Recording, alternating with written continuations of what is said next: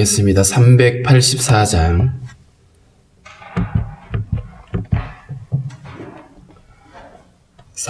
384장입니다.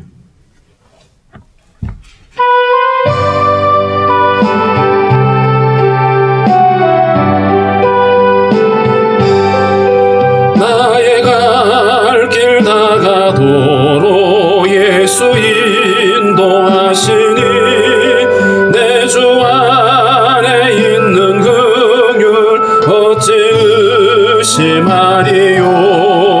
믿음으로 사는 자는 하늘 위로 받겠네. 무슨 일을 만나든지 만사 형통하리라. 무슨 일을 만나든지 만사 형통하리라. 나의 갈 길 다가도록 예수 인도하시니 어려운 일 당한 때도 족한 은혜 주시네. 나는 심히 고단하고 영혼 매우 가라나 나의 앞에 반석에서 샘물 나게 하시네. 나의 앞에 반석에서 샘물 나게 하시네.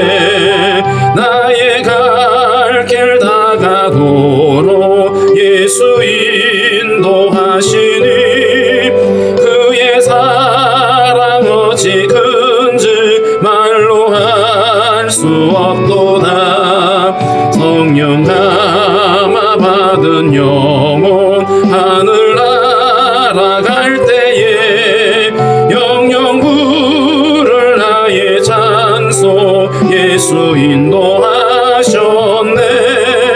영영 부를 나의 찬송 예수 인도하셨네.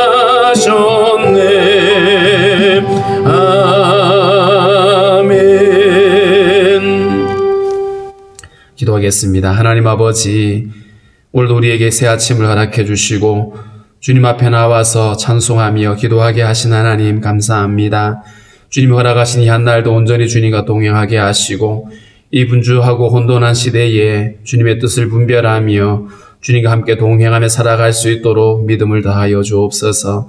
오늘도 하나님 성도들의 모든 간구를 아시는 하나님 주의 선하심으로 응답하여 주시기를 원합니다. 하나님 아버지, 성도들의 가정과 아버지 기업 가운데 붙잡아 주시고 때를 따라도 오신 은혜로 함께 하셔서 하나님 구하고 계획하는 일들이 아름답게 이루어질 수 있도록 하나님의 선하심으로 인도해 주시기를 원하고 기도합니다. 하나님 육체의 연약함으로 고통하고 있는 성도들 치료하신 능력으로 함께 어루만져 주시고 하나님 깨끗이 치유되어질 뿐만 아니라 새 힘을 얻게 하여 주옵소서. 아버지 원하고 또한 기도합니다. 코로나로 인해서 온 세상이 요동하고 두려워하는 가운데 있사오니 주님의 긍휼하심으로 함께 해주시고 속히 아버지 이 어려움에서 벗어날 수 있도록 하나님 도와주시기를 원하고 기도합니다. 하나님 아버지, 고통 가운데 있는 이 지구촌을 불쌍히 여겨주시고 전쟁과 지진과 또 아버지 많은 어려움들로 인해서 어려움 겪고 있는데 하나님이 불쌍히 여겨주시고 저들이 이 상황들을 통하여 살아계신 주님께로 돌아올 수 있도록 주님 인도하여 주옵소서. 주님 오늘도 우리에게 허락해 주신 말씀을 우리가 잘 이해할 수 있도록 우리 안에 깨닫는 마음들을 허락하여 주옵소서. 오늘도 하나님 성도들의 가정과 또 자녀들과 또 나라에 부름받은 형제들 강건함으로 붙잡아 주시고 맡은 사명들 잘 감당해낼 수 있도록 인도하여 주옵소서. 예수님의 이름으로 기도하옵나이다. 아멘. 찬송 304장 하겠습니다. 304장입니다.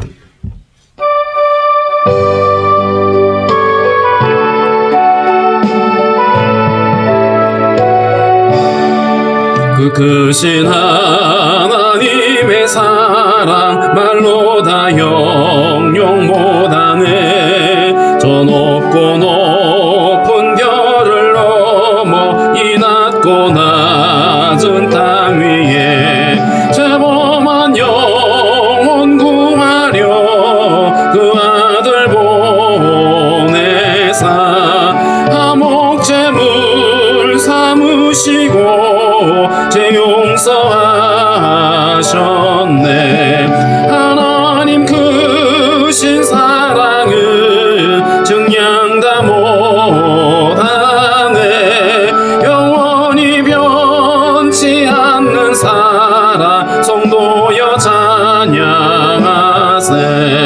괴로운 시절 지나가고 땅 위에 영화세할 때 주 믿지 않던 영혼들은 큰 소리 외쳐 울어도 주 믿는 성도들에게 큰 사랑 베푸사 우리의 죄 사했으니 은혜 잊을까.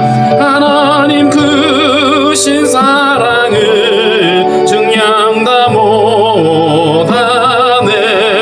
영원히 변치 않는 사랑 성도여 찬양하세.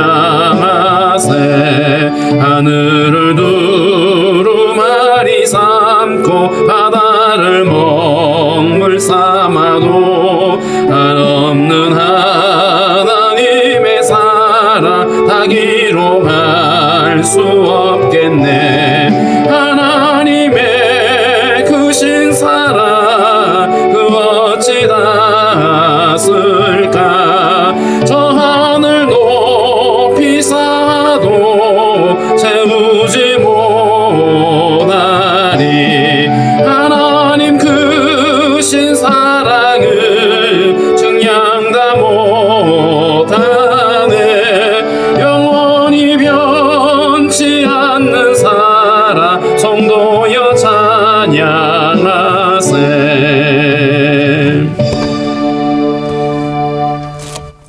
로마서 11장 25절부터 우리 함께 읽도록 하겠습니다.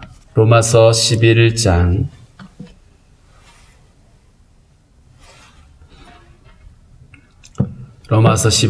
25절부터 우리 한 절씩 읽습니다. 형제들아 너희가 스스로 지혜 있다 하면서 이 신비를 너희가 모르기를 내가 원하지 아니하노니 이 신비는 이방인의 충만한 수가 들어오기까지 이스라엘의 덜어는 우둔하게 된 것이라.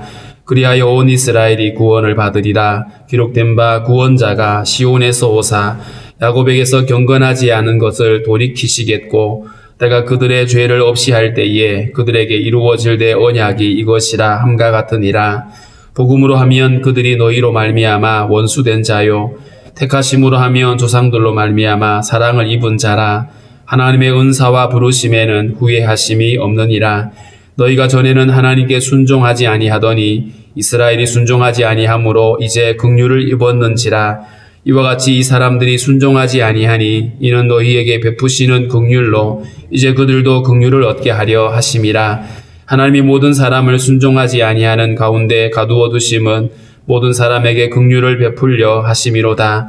깊도다 하나님의 지혜와 지식의 풍성함이여 그의 판단은 헤아리지 못할 것이며 그의 길은 찾지 못할 것이로다. 누가 주의 마음을 알았느냐? 누가 그의 모사가 되었느냐?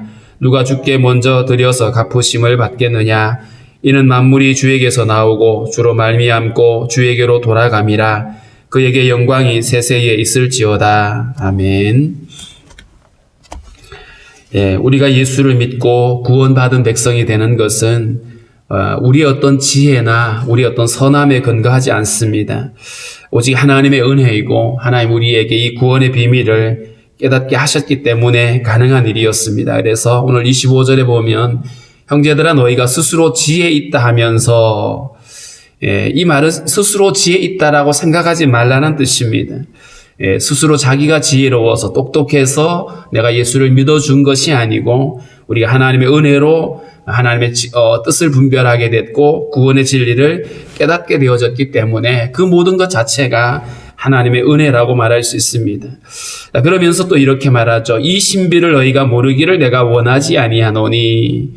가끔 복음에 대해서 하나님의 비밀이다 이런 표현을 쓰기도 하죠. 근데 이 비밀이라고 하는 표현 혹은 이 신비라고 하는 것은 모든 사람들에게 다 알려진 것이 아니라 뭔가 감추어져 있는데 그렇다고 해서 하나님께서 이것을 숨겨놓은 것은 아니고요. 우리가 깨닫지 못하던 것들입니다. 그런데 예수 그리스도 안에서 이 진리가 이미 우리에게 드러나 있고요. 그럼에도 여전히 이 진리를 깨닫지 못하는 사람들은 주님께로 돌아오지 못했는데, 오늘 바울이 여기서 말하고 있는 이 신비는 하나님의 구원의 계획을 이야기하고 있습니다.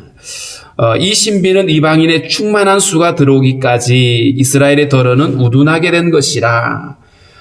정작 이스라엘 백성들은 예수님을 배척하고 복음 전도자들을 방해하고 있는데, 이방인들은 주님께 돌아와서 하나님의 백성으로, 구원받은 백성으로 살게 되는데, 여기서 이방인의 충만한 수가 들어오기까지, 여기서 이 이방인의 충만한 숫자는 마치 하나님이 생각해 놓은 어떤 숫자가 있을 것처럼 우리가 생각하기 쉬운데, 우리가 쉽게 이렇게 생각하면 됩니다. 이 천국 복음이 모든 민족에게 전파되기 위해서 온 세상에 증거될 것이다.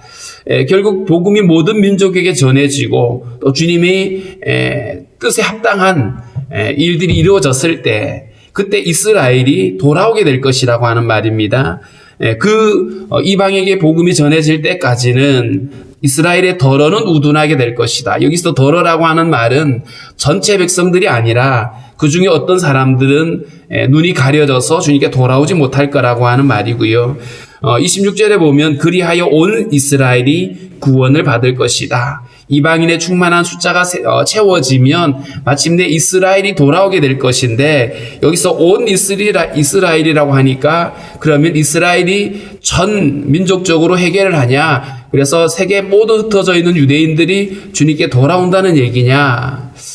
그런 것 같지는 않습니다. 왜냐하면 아브라함의 혈통으로 구원받는 게 아니기 때문에 혈통적으로 모든 이스라엘이 돌아온다라고 하는 말은 맞지 않는 얘기고요. 여기서 말하고 있는 온 이스라엘은 구원받은 주의 백성들, 주께로 돌아오는 이스라엘 민족들을 지칭하는 이런 표현이라고 말할 수 있는데, 한두 명이 아니라 그래도 하나님께서 많은 사람들을 돌이키게 할 것이다라고 하는 이런 의미로 우리가 해석을 하면 될 것 같습니다.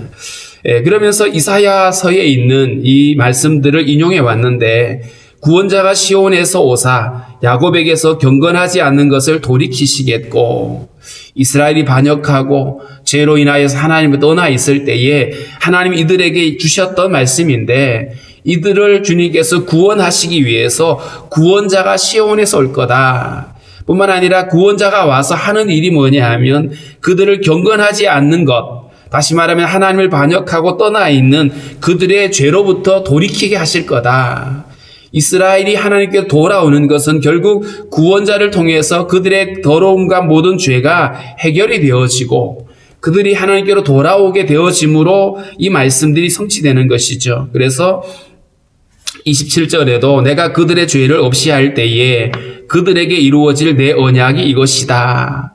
이스라엘 백성들에게서 이루어질 하나님의 언약. 예레미야 31장 같은 경우에는 새 언약이라는 표현을 쓰고 있죠. 그 언약의 핵심이 뭐냐 하면 백성들의 반역을 돌이키게 하시고 그들의 죄를 없애시는 것으로 이루어지는 겁니다. 그러므로 이스라엘을 택하신 것도 마찬가지고 하나님이 그들에게 언약하신 것이 뭐냐 하면 그들의 죄악을 해결해 주시고 그들로 하여금 주님께로 돌아오게 하시는 것이기 때문에 예수 그리스도를 끝까지 배척하고서는 결코 하나님의 그 약속과 관계가 없다라는 겁니다. 결국에는 예수님, 결국에는 이 구원자에게로 돌아오게 될 것을 말씀을 하면서 이스라엘도 결국 하나님의 이 구원의 진리를 깨닫게 되고 주님께 돌아오게 될 것이다.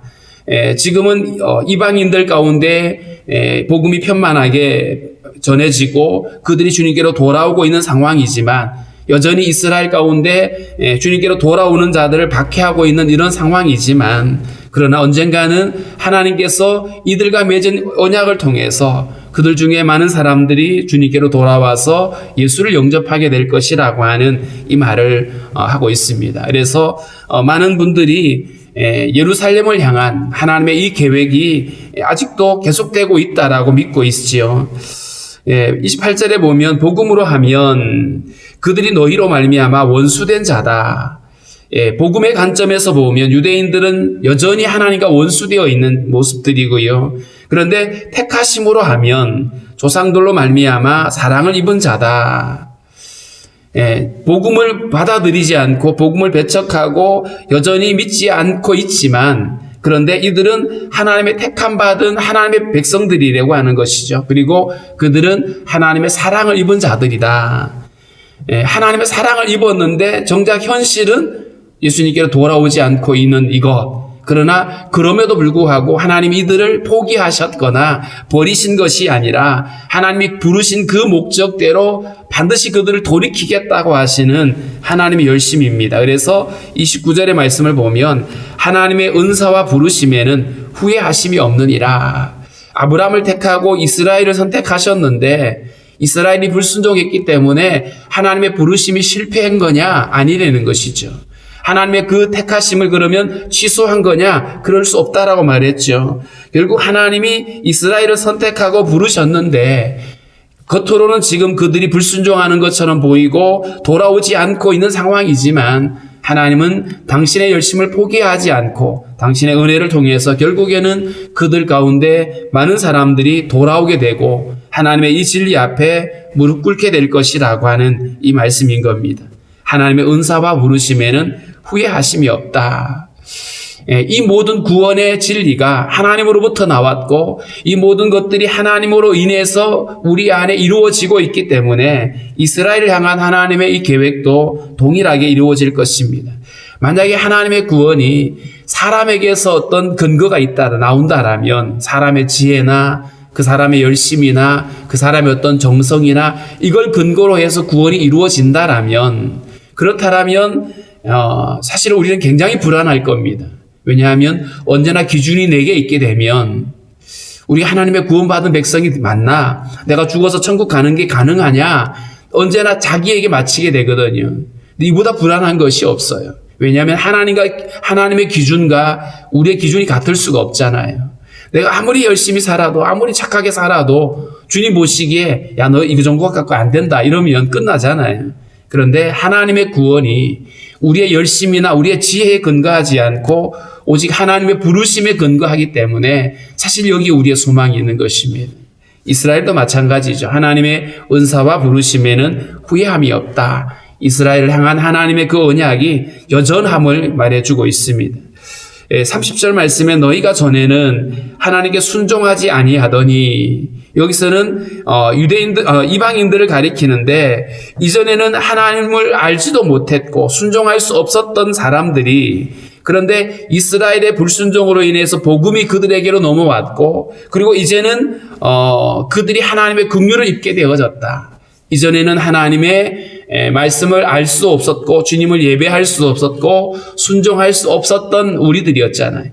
그런 우리가 이제는 하나님의 은혜로 우리가 긍휼함을 입었고 하나님의 은혜를 입어서 구원의 백성이 된 것처럼 이스라엘도 반역하고 불순종을 하고 하나님을 떠나 있다가도 결국에는 하나님의 은혜로 그들이 돌아와서 하나님의 긍휼함을 입게 될 것이다. 31절이 그 얘기입니다. 이와 같이 이 사람들이 순종하지 아니하니, 이 사람들 이스라엘입니다. 이스라엘 백성들이 순종하지 아니하니 이는 너희에게 베푸시는 긍휼로 이제 그들도 긍휼을 얻게 하려 하심이라.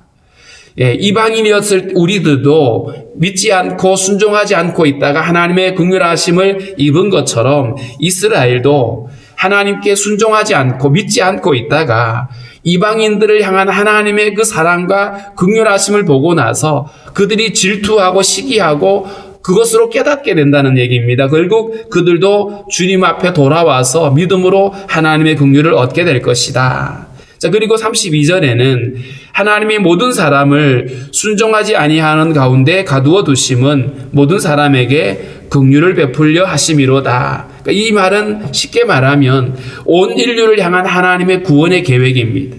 순종하지 않던 이방인들을 당신의 긍휼하심으로 구원하셨고 순종하지 않고 믿지 않고 반역하고 있던 이스라엘을 결국에는 주님이 돌이키게 하시는 이 일들을 통해서 유대인이나 헬라인이나 할 것 없이 모든 민족이 모든 사람들이 예수 그리스도로 말미암는 복음을 인해서 하나님의 백성으로 돌아오게 될 것이다. 이게 하나님의 구원의 계획입니다. 창세전부터 그리스도 안에 계획되어져 있던 이 하나님의 구원이 결국 이방인들과 이 유대인들에게 동일하게 적용이 되어져서 그들이 그리스도로 말미암는 이 은혜에 참여케 되어질 것이라고 하는 이 하나님의 구원의 진리를 말하고 있습니다.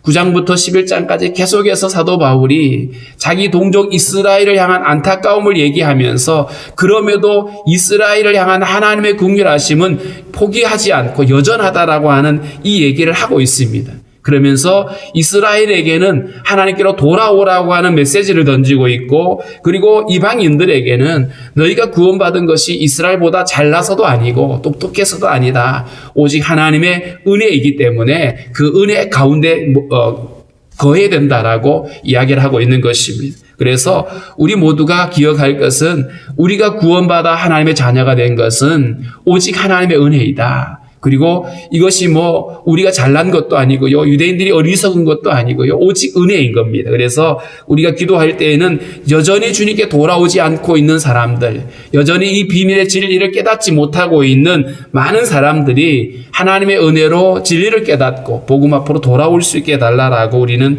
기도해야 됩니다. 모든 민족이 주께 돌아올 수 있도록. 그래서 교회는 모든 민족을 위해서 혹은 열방을 위해서 기도하는 교회임을 우리는 잊지 말아야 됩니다. 만민을 위하여 기도하는 집, 이게 하나님의 교회이고요. 그래서 우리의 사명은 모든 민족이 주님의 복음을 들을 수 있도록 전하는 사명이 있고, 그들이 돌아올 수 있도록 해달라고 기도하는 사명이 우리들에게 주어진 것입니다. 하나님의 구원의 진리가 이렇게 펼쳐지는데 33절부터 36절에는 지금까지 바울이 복음에 대해서 얘기해왔던 모든 것들, 모든 사람이 죄를 범하였고 모든 사람이 그 죄에서 벗어날 수 없는 상황 가운데서 하나님이 계획하신 하나님의 의, 예수 그리스도를 믿는 자들에게 구원을 주시는 하나님의 이 의를 우리에게 설명을 해왔습니다. 그러면서 이 모든 하나님의 구원의 진리를 설명한 다음에 결론적으로 33절이 이렇게 말했어요. 깊도다 하나님의 지혜와 지식의 풍성함이여 그의 판단은 헤아리지 못할 것이며 그의 길은 찾지 못할 것이로다. 하나님이 당신의 지혜로 계획하시고 이루시고 하는 모든 이 구원의 진리를 사실은 인간의 어떤 지혜나 인간의 어떤 지식으로 판단할 수가 없다. 우리 하나님을 다 헤아려 볼 수가 없잖아요. 그런데 하나님이 예수 그리스도 안에서 우리에게 보여주신 이 하나님의 지혜, 이 모든 것들을 다 계획하신 이 하나님의 지혜와 지식의 풍성함은 사실 우리는 근접할 수 없을 만큼 깊고 넓고 대단한 것입니다. 그래서 그의 판단은 헤아리지 못할 거다. 우리의 짧은 지식을 가지고 하나님을 판단할 수 없습니다. 하나님은 이런 분이다 저런 분이다 다 말할 수도 없죠. 그래서 우리는 늘 하나님 앞에서 언제나 제한적인 지식을 가지고 주님이 보여주신 것만큼만 알 수 있는 존재이기 때문에 아무리 내가 대단한 것을 다 안다고 할지라도 결코 우리는 교만할 수가 없습니다. 그의 길은 찾지 못할 것이다. 마치 깊은 우물이 있는데 그 우물의 깊이를 알 수 없을 것처럼 오늘 하나님의 그 지혜와 그분의 은혜가 우리는 판단이 안 될 만큼, 그래서 우리가 할 수 있는 것은 그분을 찬양하는 일밖에 없습니다. 그분의 깊고 넓은 하나님의 그 은혜와 사랑을 우리가 찬양을 해야 되겠죠. 34절에 보면 누가 주의 마음을 알았느냐, 누가 주의 마음을 알았느냐. 이 하나님의 계획, 하나님 마음속에 창세전에 그리스도 안에서 계획하신 이 어마어마한 진리를 누가 알았냐라는 거죠. 뿐만 아니라 누가 그의 모사가 되었느냐, 누가 그의 모사가 되었냐라는 말은 이 모사는 누군가가 옆에서 조언해 주는 거잖아. 이건 이렇게 해야 됩니다, 이건 저렇게 해야 됩니다라고 조언해 주는 건데, 우리를 구원하시는 그 일에 우리가 어떤 계획을 세워가지고 하나님 이렇게 구원해 주세요, 저렇게 구원해 주세요라고 우리 누가, 인간의 어떤 자가 하나님 앞에 조언을 해줬냐? 아니라는 거죠. 사람 편에서 구원을 계획하고 교리를 만들어서 하나님께 이렇게 해달라고 한 것이 아니라 오직 하나님이 우리가 태어나기도 전에 계획하신 일이었습니다. 그러므로 그 누구도 인간적인 도움을 받아서 주님이 이루신 것이 아니라는 사실을 잊지 말아야 됩니다. 뿐만 아니라 하나님의 이 모든 구원의 진리를 알게 된 것도 사실은 우리가 연구하고 공부해서 깨달아진 것이 아니고 주님의 은혜로 우리를 깨닫게 하시고 이것을 믿게 하신 것이 하나님의 은혜인 겁니다. 그래서 우리가 이 예수 그리스도 믿게 된 것 자체가 사실은 신비로운 것이죠. 우리의 똑똑함이 아닙니다. 세상에는 똑똑한 자가 많고 공부한 사람들이 많습니다. 그런데 그들이 가지고 있는 그 지식이 결코 믿음에 이르게 하는 것은 아닙니다. 하나님의 그 은혜에 우리가 들어갈 수 있었던 것은 오직 하나님의 은혜였고 우리에게 주시는 축복임을 우리는 잊지 말아야 됩니다. 35절에는 누가 주께 먼저 드려서 갚으심을 받겠느냐. 세상의 대부분의 종교는 신에게 우리가 뭔가 정성을 바쳐서 그 정성의 대가로 뭔가를 받는 거예요. 그런데 우리의 하나님, 우리에게 베푸시는 이 구원의 진리는 우리의 정성에 대한 보답이 아니고요. 우리가 정성을 다했기 때문에 거기에 주시는 대가가 아닌 겁니다. 오직 하나님의 은혜로 거저 값없이 주시는 것이죠. 우리가 무엇을 드려서 하나님의 아들을 잡을 수 있을까요? 결코 그럴 수가 없는 거거든요. 그래서 누가 주께 먼저 드려서 갚으심을 받겠느냐. 누구도 우리 편에서 정성을 들여서 받은 구원이 아니라는 겁니다. 오직 은혜로 하나님이 예비하신 그 은총으로 우리가 구원의 진리에 이르게 되었음을 잊지 말아야 됩니다. 36절 말씀은 이는 만물이 주에게서 나오고 주로 말미암고 주에게로 돌아감이라.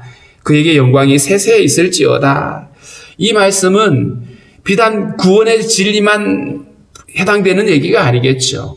세상의 모든 근원이 하나님에게서 나왔습니다. 그래서 만물이 주에게서 나왔다. 만물의 시작이 주님에게 있고요. 뿐만 아니라 구원의 모든 그 시작이 주님에게 있습니다. 모든 시작. 창세기 1장은 만물의 시작이죠.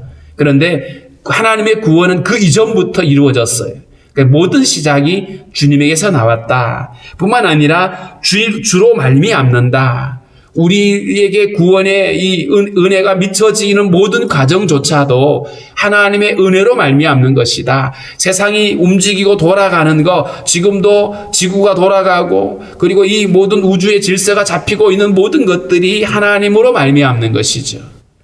그저 그냥 우연히 돌아가는 게 아니라는 거예요. 세상이 말하고 있는 우주는 우연이잖아요. 우연히 만들어졌고 우연하게 이렇게 법칙이 만들어졌고 그 법칙에 의해서 움직인다. 그럼 언젠가는 우연히 멈추게 되겠죠. 그런데 그렇지 않아요. 성경은 주로 말미암고 또 주에게로 돌아간다 그랬어요. 시작이 하나님께 있고 과정도 주님의 손에 붙들려 있고 그리고 결론도 주님에게로 돌아가게 되는 것입니다. 그래서 이렇게 고백할 수 있겠죠. 나의 시작과 나의 모든 과정과 나의 모든 끝이 주님이시다라고 하는 이 결론인 거죠. 그래서 결국에는 주님에게로 돌아간다. 우리가 이런 표현들을 자주 쓰잖아요. 주님께 맡겨라. 너의 모든 것들을 주님께 맡겨라. 너의 행사를 주님께 맡겨라. 이런 성경의 구절들이 나와 있는데 여기서 맡기라고 할 때에 우리는 뭘 맡기죠? 보통 그냥 주님의 가정, 우리의 가정, 내가 뭘 하려고 하는데 주님이 이걸 맡아주세요. 좋은 의미입니다. 그래야 되겠죠. 그런데 거기에만 멈추어 있으면 안 됩니다. 우리의 결론도 주님께 맡겨야 됩니다. 아이들한테 그런 표현을 쓰죠. 시험을 앞두고 하나님께 맡겨. 너무 부담 갖지 말고 하나님께 맡겨. 하나님 너를 붙드실 거야. 자, 그런데 결론도 맡겨야죠. 어떤 결과를 주님이 주시든 거기에 감사하고 만족할 수 있어야 됩니다. 내가 원하는 결론, 내가 원하는 어떤 끝이 아니라 주님이 우리의 끝이 되고 결국에는 우리가 주님께로 돌아가게 될 것이다. 그러므로 오늘 우리가 모든 것 다 잊어버리더라도 이것만큼은 잊지 말아야 됩니다. 만물이 주에게서 나오고 주로 말미암고 주에게로 돌아갈 것이다. 그리고 그 결국에는 주님께서 영광을 받으실 것이다 라고 하는 이 사실입니다. 그래서 우리를 세상에 보내신 하나님, 그리고 우리를 이 땅 가운데서 살아가게 하시고 언젠가는 다시 우리를 불러가실 주님이신데 우리가 이 땅에 살아가면서 우리를 보내신 그 주님을 주목하고 매 순간 우리와 함께 하시는 주님과 동행할 뿐만 아니라 결국에는 주님께로 돌아갈 그날을 우리가 사모하면서 믿음으로 살아가야 될 것이고요. 우리의 구원 또한 주님에게서 나왔기에 우리 어떤 지혜나 우리 어떤 열심이나 우리의 선함에 근거하지 않고 오직 주님으로 말미암고 또 마침내 주님에게로 돌아가게 될 것이라고 하는 이 사실 앞에서 우리는 이 혼돈의 세대에 더욱 분명하게 주님께 소망을 두고 믿음으로 살아갈 수가 있어야 될 것입니다. 오늘 우리가 이 말씀을 가지고 먼저는 우리 자신을 부르신 하나님의 은혜 앞에 감사하고요. 아직도 주님께 돌아오지 않는 이스라엘뿐만 아니라 모든 민족, 우리 가족, 우리 이웃들 주님께 돌아올 수 있게 해달라고 우리 그렇게 함께 기도하겠습니다.